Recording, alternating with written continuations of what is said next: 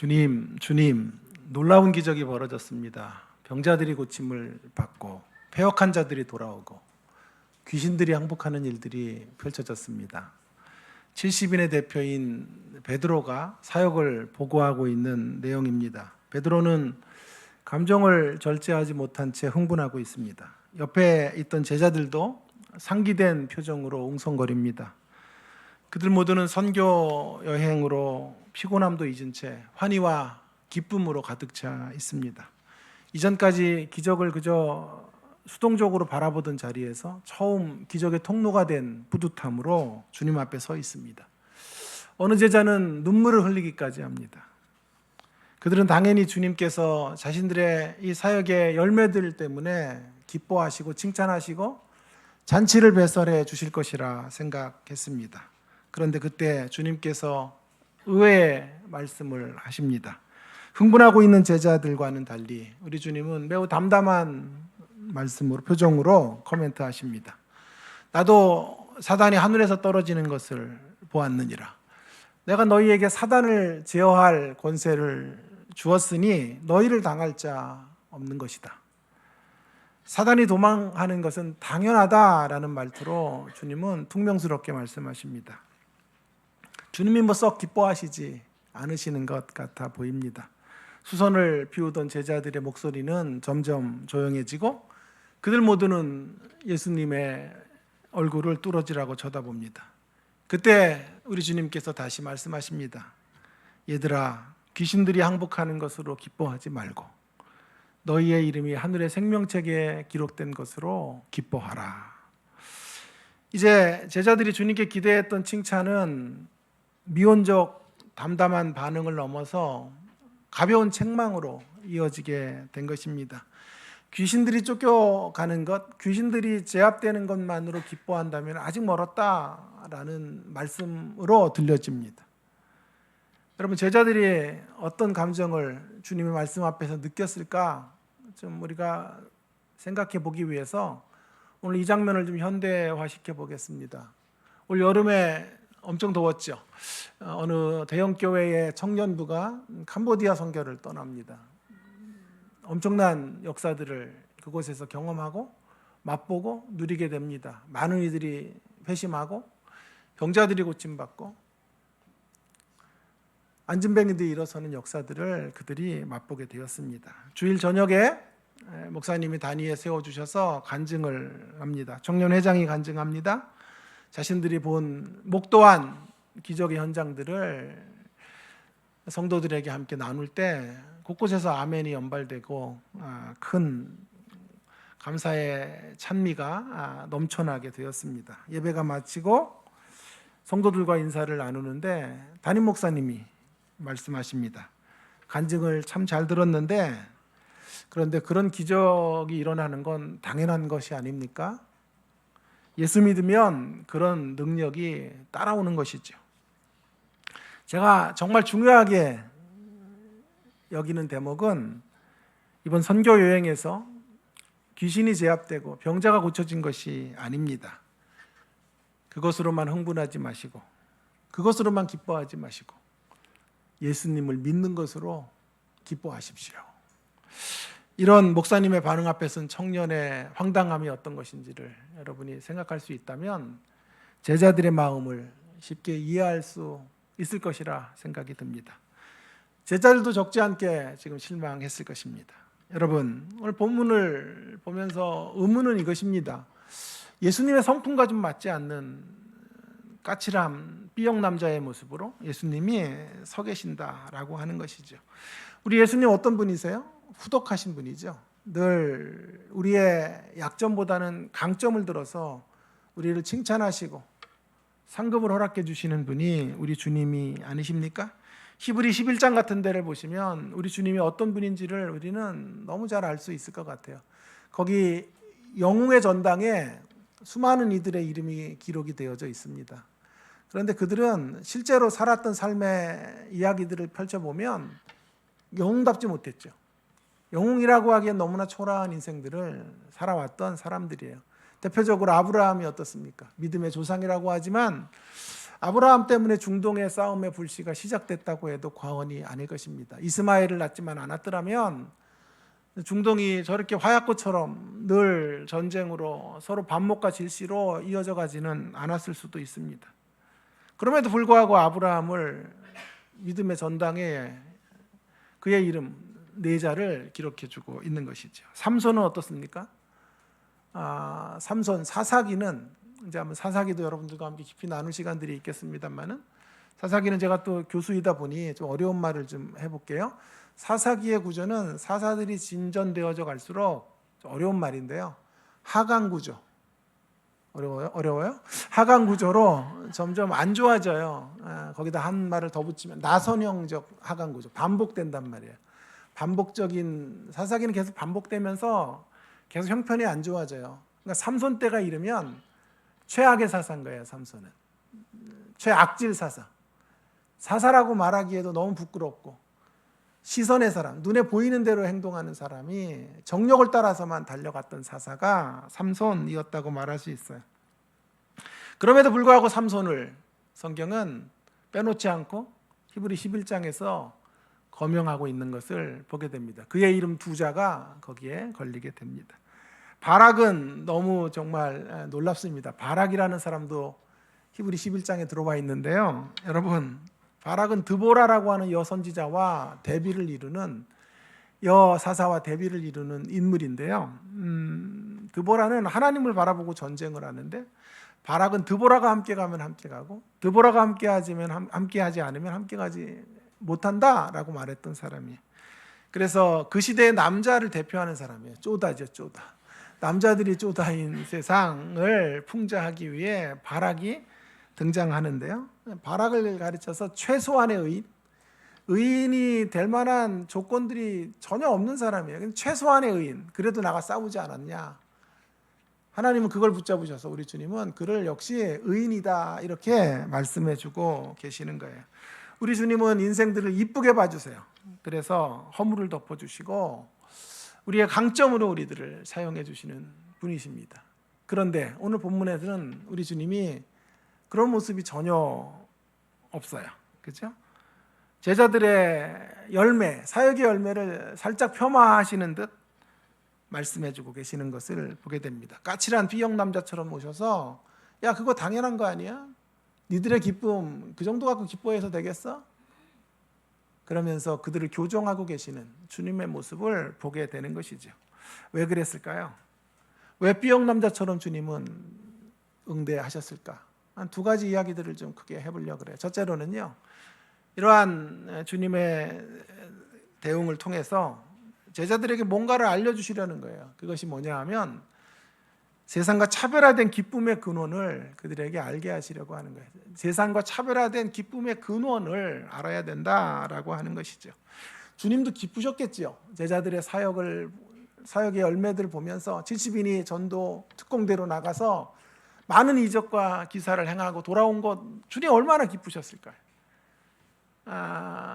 내심으로는 너무 예수님도 흥분하셨겠지만 자신의 속내를 드러내시지 않으십니다. 왜냐하면요, 이것으로 주님이 너무 기뻐하시면 자칫 제자들이 그들이 걸어가야 될 신앙의 여정과 사역이 잘못된 환상을 갖고 걸어갈 수 있다고 생각할 수 있기 때문에 그런 것이죠. 그래서 일침을 놓으려고 하시는 거예요.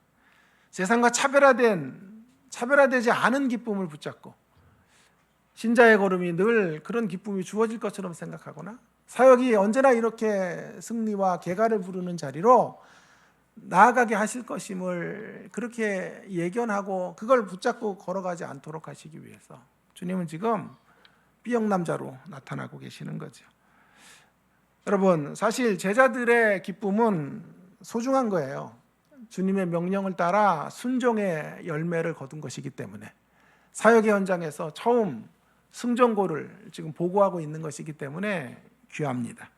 그러나 곰곰이 생각해 보시면 이 제자들의 기쁨이라고 하는 것은 일시적이고 상대적인 기쁨에 불과합니다. 정확히 말하면 이 기쁨의 근원은 주님 때문이 아니죠. 주님의 손 안에 있는 축복들 때문에 기뻐하고 있는 것입니다. 제자들이 지금 흥분하고 있는 이 기쁨은 오늘날로 번역하면 이런 것이죠. 우리 자녀들이 어려운 환경을 딛고 명문대학에 진학했을 때 얻게 되는 기쁨이에요. 위중한 질병 가운데 기적적인 치유를 맛보게 된 기쁨이라고 말할 수 있겠습니다. 지긋지긋한 지하실방에서 탈출하여 출애굽하여 내 집을 마련하게 되었을 때 누리게 되는 기쁨. 이 기쁨을 아세요? 지하실방에 살아보신 분만 아실 거예요. 저는 어릴 때 지하실방에 살아서요. 우리의 소원은 통일이라고 다른 이들은 노래했는데 저는 내 소원은 통일이 아니었어요. 내 방을 하나 갖고 출애굽하는 거예요. 거기서 출애굽해서 내 방에서 생활할 수 있는 것. 삼형제가 늘 지지고 볶고 사는 게 너무 싫었거든요. 그런데 제 소원을 안 들어주시더라고요. 결혼할 때까지. 시집 간다 그럴 뻔했어요. 결혼할 때까지 제 소원을 안 들어주고 결혼 후에 이제 교수가 되어 비로소 내 방을 갖게 된 축복을 허락해 주셨는데요. 그런 기쁨이죠. 또한 작년에 월급이 수직 상승해서 얻게 되는 기쁨이에요. 소중한 기쁨의 목록들이지만 그러나 결코 온전한 기쁨은 아닙니다. 시간이 지나면 사라지거나 그 기쁨의 기반들이 흔들리면 물거품처럼 객가에 포말되어져 흩어질 수밖에 없는 기쁨이에요. 환난과 핍박이 올 때 이 기쁨으로는 견뎌낼 수 없는 그런 기쁨이라고 말할 수 있습니다. 자녀들이 명문대학에 들어가서 기쁘지만요, 오래가지 못해요. 학비 걱정을 해야 되고 또 성적을 걱정해 줘야 돼요. 그래야 좋은 성적 받아서 토익을 잘 보고 또 취업을 할 수 있고 또 상급학교에 또 대학원이나 박사과정에 진학할 수 있어야 되기 때문에 걱정을 하게 되는 것이죠.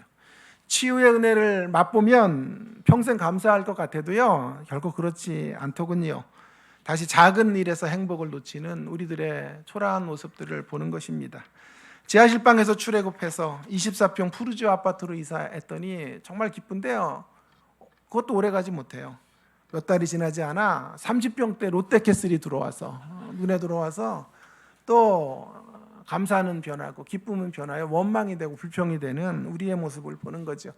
월급이 수직 상승해서 기쁘지만요, 역시 그것도 큰 기쁨이 되지는 못하는 것 같아요. 왜냐하면 생활의 규모가 또 커지기 때문에 역시 쪼들리고 역시 궁핍함이 아니라 어려움 속에 살아가는 건 피차 일반이다라고 말할 수 있겠습니다.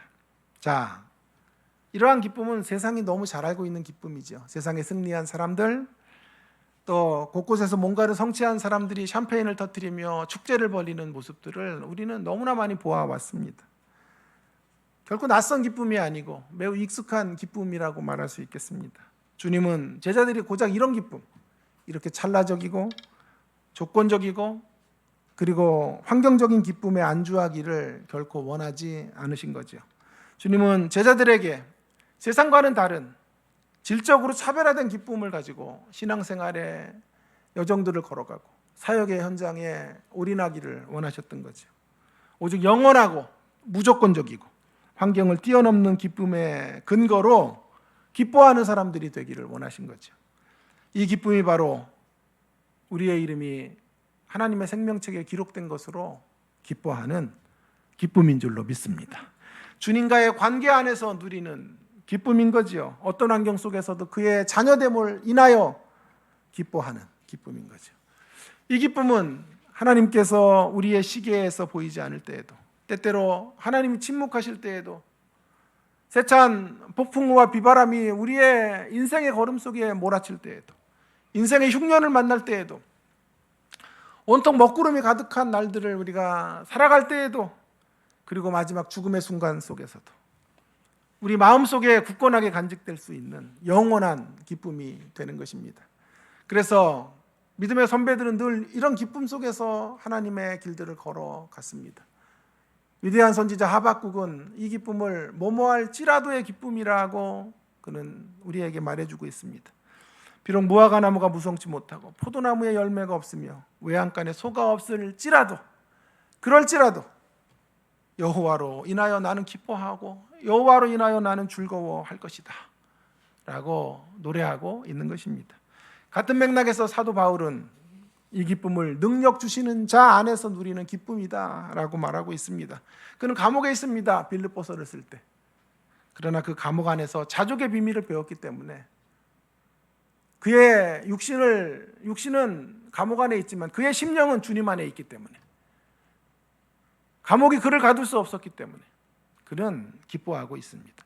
오히려 자신을 향하여 슬퍼하고 있는 빌립보 교회를 향하여 권면해 줍니다. 주 안에서 기뻐하라. 내가 다시 말하노니 기뻐하라. 여러분, 지금까지의 논의가 사실이라면 오늘 이 본문은 우리에게 신자의 걸음을 예견해 주고 또 우리에게 위로의 메시지를 던져주고 있다고 생각합니다. 먼저 이런 우리의 여정을 예견하고 있는 거예요. 우리의 신앙의 걸음이 그리 만만치 않다라는 걸 주님이 예견하고 계시는 게 아닐까요? 만일 우리가 승리 또 승리를 거두고 계속 이김의 길들만을 향해서 달려갈 수 있는 사람들이라면 제자들의 이 사역의 열매들 때문에 주님은 덩실덩실 춤을 추셔야 돼요. 그러나 사역의 현장은 그리 녹록한 길이 아니에요. 언제나 귀신이 쫓겨가는 것과 같은 일들이 우리 삶에 기적적으로 펼쳐지는 자리가 경험되는 것이 아니기 때문에 오히려 많은 날들 우리의 인생의 여정 속에 답답한 일들을 경험하고 사방에 우겨싸임을 당하는 현실들을 만나게 될 거예요. 국가적으로도 그렇고 우리 개인적으로도 그렇지 않습니까? 그래서 주님은 까칠하게 등장하실 수밖에 없는 거예요. 일침을 놓으실 수밖에 없는 거예요. 그것으로만 기뻐해서는 안 된다. 더 큰 기쁨의 근거, 세상 사람들이 알지 못하는 차별화된 기쁨의 근원을 붙잡고 기뻐해야 된다 말씀하시는 거예요. 저는 순복음교회에서 신앙생활을 시작했는데요, 처음 전도받을 때 이런 문구 솔깃해서 교회에 가게 됐어요. 예수 잘 믿으면 3년 만에 거부된다 그래가지고 할렐루야 하고 외치고 갔는데, 글쎄 모르겠어요. 예수님 잘 못 믿어서 그런지 아직까지 거부는 아니고 살아가죠. 여러분, 이러한 복음 증거야말로 사기죠, 사기. 예수 믿어 3년 만에 거부되는 기독교가 어디 있습니까? 그런 사람들이 한 사람 생길 수 있지만 그걸 일반화할 수는 없죠. 우리의 신앙의 여정은 그렇게 만만하지가 않아요. 그걸 예견하고 계시는 거예요. 자, 동시에 주님의 위로가 있어요. 그런 녹록지 않은 삶이 펼쳐져도 우리는 거기서도 기뻐할 수 있다 라고 위로해 주고 계시는 거죠. 환경으로 기뻐할 수 있어도, 기뻐할 수 없어도, 환경 때문에는 못 기뻐해도요, 주님 안에 있는 나의 존재됨을 인하여, 나의 가치로 인하여, 또 그분의 선하심과 인도하심 때문에 우리는 기뻐할 수 있는 거죠. 오늘 죽어도 주님 품에 안길 수 있는 사람으로의 기쁨, 그리고 그 기쁨의 여정 속에 초대된 인생으로의 기쁨을 우리는 만끽할 수 있는 것입니다. 이 확신으로 웃을 수 없을 때에도 찬송을 부르며 주님의 길을 끝까지 담대하게 걸어갈 수 있는 사람들이 저와 여러분인 줄로 믿습니다. 자, 제자들에게 이전에 말씀하셨던 주님은 이 시간 빗소 공동체에게 동일하게 부족한 설교자를 통해 말씀하십니다. 귀신이 항복하는 것으로 기뻐하지 말고 너희의 이름이 하늘의 생명책에 기록된 것으로 인하여 기뻐하라. 자, 한 가지 더, 두 번째 이야기를 해보려고 그래요. 주님이 왜 삐역난 자처럼 이렇게 일침을 놓고 까칠하게 나타나셨을까? 두 번째 이유는요, 우리의 기쁨이라는 게 강도이기보다 빈도이기 때문에 그래요. 빈도이기 때문에. 빈도임을 알려주려고 하는 거예요. 빈도. 기쁨이 강도가 아니라 빈도라. 무슨 말입니까? 강도 그러니까 또 도둑보다 더 큰 형님 같은 생각을 하는데요. 강도라는 건 이런 거죠. 강도는 강력한 은혜의 빛으로, 능력으로, 초월적인 역사로 함께 하시는 것. 기쁨은 늘 강도로서 우리 가운데 임할 때 기뻐해야 되는 게 아니고요, 빈도란 말이에요. 대단한 강도로 주님이 임재하시고 현존하실 때 기뻐하면, 그것으로만 기뻐하면 안 된다는 거예요. 제자들이 지금 강력한 능력을 경험했지요. 귀신이 제압되는 걸 봤지요. 병자들이 쫓겨가는 것을, 일어서는 것을 보았지요. 그래서 그 강도를 맛보고 그 능력의 강도 때문에 기뻐하는 것으로 기뻐하기만 한다면 이 사역의 길을 끝까지 갈 수는 없다 이 말이에요. 사실 이런 기쁨은 날마다 경험되는 게 아니에요. 만약 우리의 기쁨이 거기에 고착된다면, 그곳에 이러한 기적적인 사건, 강력한 역사로 임하는 하나님의 임재를 경험할 때만 기뻐한다면요, 우리 생애 속에 몇 번 기뻐할 날들이 없을 거예요. 강력한 능력을 경험하는 간증거리가 매일 지속될 수는 없는 거죠. 초자연적인 은사와 능력이라는 건 비상섭리라 그래요. 비상섭리. 비상섭리를 일반 섭리로 대체해서는 안 되는 거죠. 만일 우리의 기쁨이 이곳에 묶여져 있다면, 강도에 의해서 결정된다면 우리는 가뭄에 콩나듯 감사할 수밖에 없고 기뻐할 수밖에 없어요. 대단한 기적을 보여주셔야만 행복해 할 거예요. 그런데 그런 일들이 몇 번이 없다니까요. 그럼 어떻게 될까요? 몇 번의 행복, 쭉 불만을 품고 신앙생활을 하게 되는 거예요. 저도 이렇게 꼽아보니까 내 인생에 기적적인 역사들이 몇 번 없더라고요.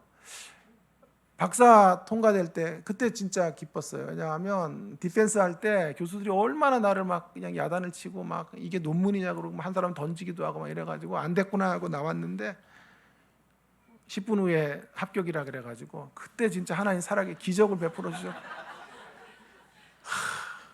하나님의 능력을 제가 그날 봤다. 그럴 때 우리 딸 가슴으로 나올 때, 딸을 품에 안을 때, 내가 딸을 동정으로 키울 수는 없거든요. 100% 내 자녀로 키워야 되는데 그게 여겨질까 하는데, 딸을 딱 가슴에 안을 때 호련한 비처럼 주님의 말할 수 없는 평온이 내게 찾아오는 거예요. 만세전에 작정한 너의 딸이다 라는 음성이 들리는 것 같았어요. 그리고 제 안에 기쁨이 넘치더라고요. 그때 또 우리 와이프랑 결혼할 때, 그럴 때 와이프가 꼭 해달라 그래요, 이런 거는요. 맨날 인간아 왜 딸 얘기만 하냐, 내 얘기는 안 하냐 그래가지고 여보 했어요 제가. 자, 그래서 저는 사실은 이 눈 때문에 결혼 못할 줄 알았어요. 이런 몰골로 결혼한다는 게 말이 돼요? 어떤 여자가 좋아할까 그랬는데 희한하더라고. 길고 짧은 거 대봐야 아는데요, 와이프가 최고 매력 포인트로 눈을 거론한 거예요. 눈이 귀엽다 이래가지고 결혼한 거예요. 할렐루야. 그래서 결혼 초창기에는 매일 이렇게 볼을 내 잡아주면서, 나 이렇게 잡으면서 귀여워요 막 그러면서. 요즘은 안 합디다만 옛날에는 그랬어요. 우리 처가 식구들이 다 여기 암사동 계신데요, 전부 눈이 커요. 와이프만 눈이 작은데 큰 집에 있으니까 지도 큰 줄 알고 말이야, 나를 막 귀엽게 보고 그러더라고요. 나는 비정상적으로 눈이 큰 사람들하고는 잘 못 사겨, 이상하게. 그래가지고 아주 마음에 안 들어요. 왜 저렇게 커야 되나.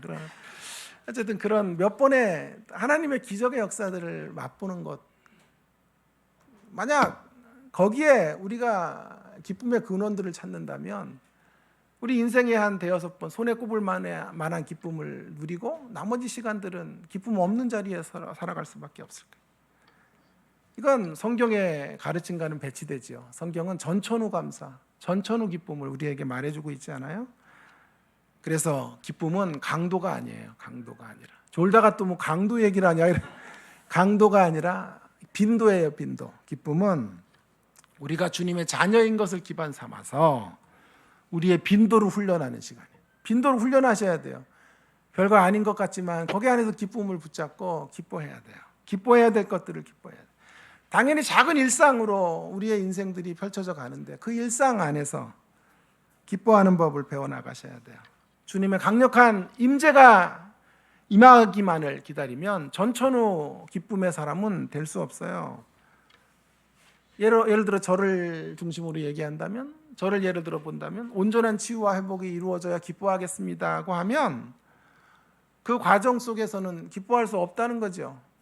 오늘은 기뻐할 수 없는 거잖아요. 기쁨의 시간들이 온전한 치유가 확정되는 날 기뻐한다면 이 여정 속에서는 원망과 불평이 가득하겠지.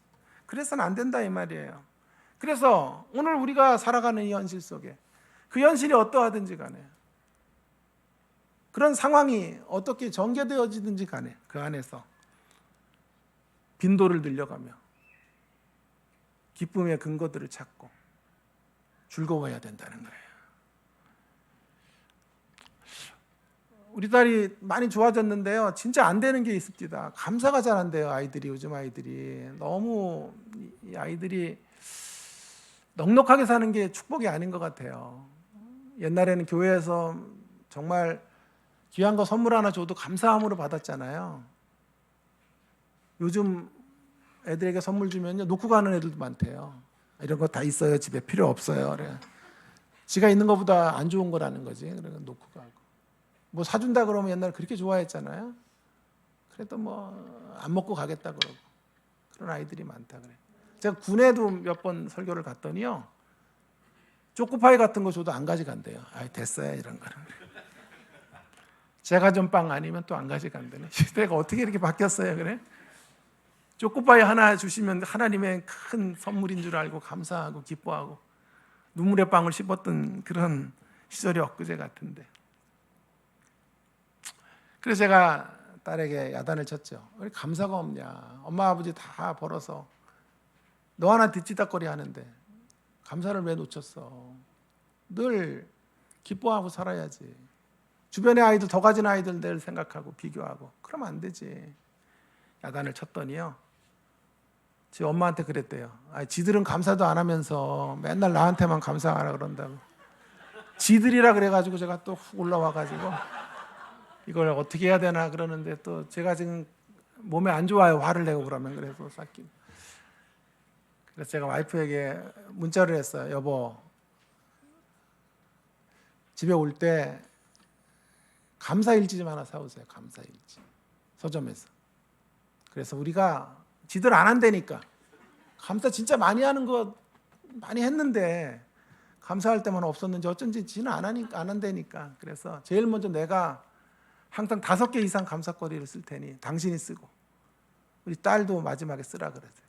내가 했다 그러면 또 반항할 테니까 당신이 중간에서 중재한다는 차원으로 얘기해달라 그랬더니 맛있는 거 사주면서 꼬셨대요. 야, 이제 감사, 우리 네가 감사 없다 그랬으니까 해보자 그래가지고 2달째 하는 거예요. 지금 매일 감사했지. 나만 해. 맨날 나만 하고 와이프 살짝 하고, 얘는 막 일주일에 한 번 마음 내키면 용돈 받은 날 그런 날만 해. 용돈 있어서 감사. 뭐 이렇게. 왜 하자 그랬는지 모르겠어요. 근데 정말 많은 도움이 됩니다. 늘 집에 이렇게 머물러 있는 시간이 많아지니까요, 하루를 지나도 아무도 안 만나는 때도 있어요. 뭐 특별한 일도 없고 카톡도 안 하는 시간들을 지날 때도 있다고요. 감사거리가 없어요. 그래도 그 안에서 기뻐하는 걸 찾아야 돼요. 아침에 눈 떠서 기쁩니다. 겨울이 되어서 기쁩니다. 이런 거 찾는 거예요. 오늘 내가 반찬 만들었는데 그거 맛있게 돼서 기쁩니다. 이런 거 찾는 거예요. 그래도 우리 집에 고양이가 있어서 기쁩니다. 이런 거 찾는 거예요. 오늘은 기쁠 게 많죠. 왜냐하면 우리 성도들과 함께 말씀을 나눈 게 너무 기쁩니다. 1부보다 2부 성도들이 반응이 좋아서 기쁩니다. 뭐 이런 거를 기쁨으로 붙잡고, 1부에는 반대로 얘기했으니까 염려하지 마세요. 이런 걸 붙잡고 기뻐하는 거죠. 그리고 감사를 늘려가는 거죠. 감사의 빈도들을 만들어가는 거예요. 계속. 그런 사람이 되어라. 강도로 임할 때만 감사하는 게 아니라 빈도를 늘려가는 사람. 자, 그러기 위해서 그럼 어떻게 해야 될까? 고민을 하다가 제가 전에 묵상했던 요한계시록 3장 2절에서 그렇게 할 수 있는 방법에 대해서 거기서 하나 귀한 걸 터득했어요. 자, 3장 2절에 보면 4대 교회를 향한 메시지 속에 답이 있는데 함께 같이 읽어볼까요?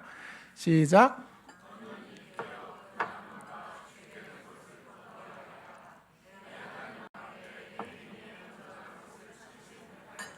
예, 4대 교회는요, 죽게 된 교회예요. 살았다는 이름을 가졌으나 죽은 교회이기 때문에 주님의 심판 앞에 서 있는 교회.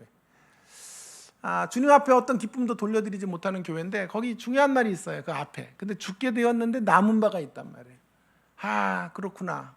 언제나 남겨진 게 있구나 라고 하는 거죠. 죽게 된 자리 같아도 남겨진 은혜가 있어요. 희망이 다 꺼진 것 같아도, 희망의 불꽃이 다 사그러진 것 같아도요, 거기 남아있는 은혜가 있다 이 말이에요. 은혜의 조치들이 있다 이 말이에요. 그거 붙잡고 일어서셔야 돼요. 그거 살려내셔야 돼요. 그 희망의 불꽃들 활활 타오를 수 있도록 계속 빈도를 늘려가셔야 돼요. 안 되면 나는 행복한 사람이라고 외치면서. 요즘은 하루에 1시간씩 뛰어요. 진짜 내가 제일 싫은 게 운동이에요. 누가 그 운동을, 하나님 왜 운동을 하라고 인생을 만들어가지고 뛰면서 찬양을 부르는 게 있어요. 나는 행복합니다. 나는 행복합니다. 나는 행복합니다. 나는 매일 그 노래를 부르면서 1시간을 뛰어요. 그래서 살이 이렇게 쪽 빠졌어요.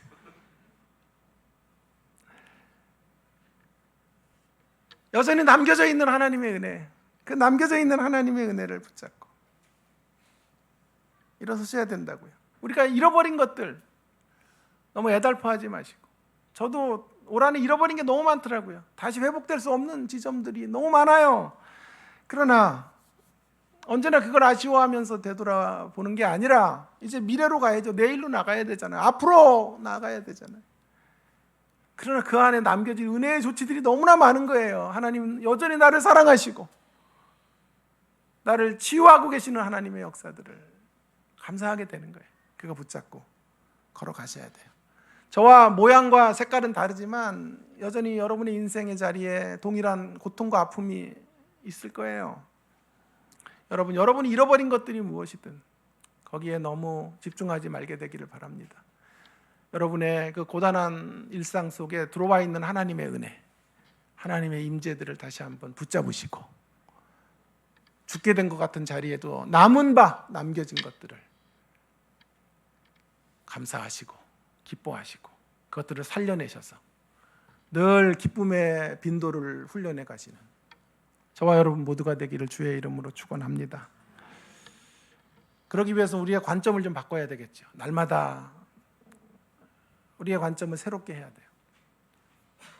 미첼 레디시라고 하는 사람이 이런 말을 했는데 좀 길어요. 제가 읽어드릴게요. 관점을 바꾸는 문제를 이렇게 말했습니다. 우리는 세상을 다른 이들이 보는 방식과는 다르게 바라보는 공동체이다. 다른 이들이 깨어짐을 보는 곳에서 우리는 온전함을 본다. 다른 이들이 죽음을 보는 곳에서 우리는 생명을 본다. 다른 이들이 미움을 보는 곳에서 우리는 사랑을 본다. 다른 이들이 반역하는 세상을 보는 곳에서 우리는 변혁하는 세상을 본다. 우리를 둘러싼 사건들이 하나님이 승리하시리라는 믿음을 의심케 할 때에도 우리는 계속 승리의 노래를 부르며, 나 같으면 나는 행복합니다의 노래를 부르며 하나님의 사랑과 자비가 궁극적으로, 하나님의 사랑과 자비가 궁극적으로 이 깨어진 창조 세계에 치유를 가져올 것이라고 확신한다. 하나님의 선하심과 하나님이 승리하시리라는 기대감이 다 무너지는 현실 가운데서도 우리는 노래해야 된다 이 말이에요. 이 깨어진 창조의 세계를 하나님이 회복하실 수 있다는 걸 우리가 신앙으로 고백하며 노래하며 찬미하며 주의 길을 따라가야 된다라는 것이죠. 자, 오늘 설교를 마무리하면서 높아심에서 제가 한 말씀만 드리고 설교를 마무리할게요. 어느 분 중에 오늘 설교가 아멘이 주저되는 분들이 계실 거예요. 왜냐하면요, 이쪽에서만 아멘이 계속 나와요 지금. 왜냐하면 나는 강도를 원하는 건데 지금 사실은, 그죠? 근데 오늘 말씀도 또 빈도를 얘기하네요. 저에게 필요한 건 강도인데. 그러면 그렇지, 교회는 맨날 빈도 이런 얘기만 한다고 섭섭해 하시는 분이 계실 거예요. 사실은 지금 가장 강도를 원하는 사람은 저예요. 하나님, 저는 강도가 필요합니다. 강한 임재가 필요하고 강한 능력으로 하나님 나를 고쳐주셔야 됩니다 라고 기도하고 있는데, 사실 이 설교를 준비하다가요 제가 여기에 부딪힌 거예요. 여러분이 부딪히기 전에 제가 부딪혔어요. 아, 하나님 또 빈도군요. 또 어떤 환경을 만나도 또 감사하라는 거거든요. 좀 지칩니다. 하나님, 저에게는 초자연적인 역사가 필요합니다. 그래서 이걸 고민하다가 오늘 부연 설명을 하는 거예요. 얼마나 섬세한 설교자인지 몰라 진짜. 거의 여성이라고 보면 돼요. 여성 설교자 한 사람 한 달에 한 번씩 온다고 생각해요. 이런 것까지 다 느끼면서 고뇌하고 눈이 보세요. 눈이 이게 커질 날이 없어. 자, 그래서 고민을 하는데 하나님께서 저를 어루만지시는 말씀을 주시더라고요. 그러면서 성경을 다시 보게 하셨는데 성경이 균형의 책이라는 것을, 균형 있는 성장 시키는 메시지가 성경이라는 걸 다시 붙잡게 됐어요. 그러면서 우리의 가정에 지금 우리 집안의 애용 성구 빌립보 4장 6절과 7절을 다시 한번 묵상하게 하셨어요. 자, 빌립보 4장 6절에 7절에 보면 이런 말씀이 있죠. 아무것도 염려하지 말고 다만 모든 일에 기도와 간구로 너희 구할 것. 구하라는 게 3번 나와요. 기도, 간구, 구할 것. 그죠? 근데 언제나 감사함으로 하나님께 아뢰라. 여러분, 여기다가 오늘 설교를 대입해 보자고요. 강도는 뭐죠? 감사. 언제나 감사해야 돼요. 어떤 경우에도 감사해야 된다고. 아니죠. 빈도죠. 그게 빈도. 죄송해요. 제가 거꾸로 했어요. 잘 적었나 여러분 보려고 제가 일부러. 빈도는 언제나 감사하는 거예요. 언제나 감사함으로 감사의 훈련들을 계속 올려가야 돼요. 그럼 강도는 없나요? 하나님의 초월적인 역사, 초자연적인 은혜, 강력한 임재는 없나요? 있다니까요. 그래서 말씀하시는 거예요. 모든 일에 기도와 간구로 구해라. 기도는 일반적인 상황에서 기도하는 거예요. 간구는 특별할 때 비상섭리를 하나님 역사에 달라고, 초월적인 은혜를 달라고 기도하는 게 간구예요. 이 문제 해결해 달라고 외치는 게 간구란 말이에요. 자, 그러니까 성경은 두 가지를 다 이야기하고 있는 거예요. 여러분, 모든 일에 기도와 간구로 구할 것을 구하세요. 기적을 구하세요. 치유를 구하세요. 회복을 구하세요. 물질의 넉넉함도 구하셔도 돼요. 초월적인 은혜를 구하세요. 그러나 그것들이 임하는 과정 속에서 늘 잃어버리지 않아야 될 게 있어요. 그 빈도를 계속 늘려가면서도 하나님의 강력한 강도, 하나님의 강한 역사들을 기대하면서도 빈도를 계속 가져가야 돼요. 그게 바로 감사함이에요. 감사의 빈도를 계속 늘려가면서 강력한 은혜를 구하는, 모든 일에 기도와 간구로 구할 것을 구하는 저와 여러분 되기를 간절히 바랍니다. 오늘 설교를 마치면서 그러면 오늘 설교를 메인 아이디어로 한 문장으로 정리해 볼게요. 시킬게요, 여러분을. 누가 한번 대답해 보셔야 되겠는데 고개를 떨구거나 막 이런 분 중에 한 분을 제가 시키도록 하겠습니다. 오늘 설교를 총 정리하면 어떤 문장이 될까요? 신학교도 아니고 이게 왜 이렇게 됐냐? 자, 그래서 제가 할게요. 제가 또 시험 들 것 같으니까 제가 오늘 설교를 이렇게 문장으로 정리해 보겠습니다. 세상과 차별화된 신자의 기쁨은 우리 이름이 하늘의 생명체에 기록된 것을 근거로 강도를 구하면서도 모든 일에 기도와 간구로 구할 것을 구하면서도 빈도를 높여가는 거예요. 감사함으로 하나님께 우리의 기도를 아뢰는 저와 여러분이 되어야 되겠습니다.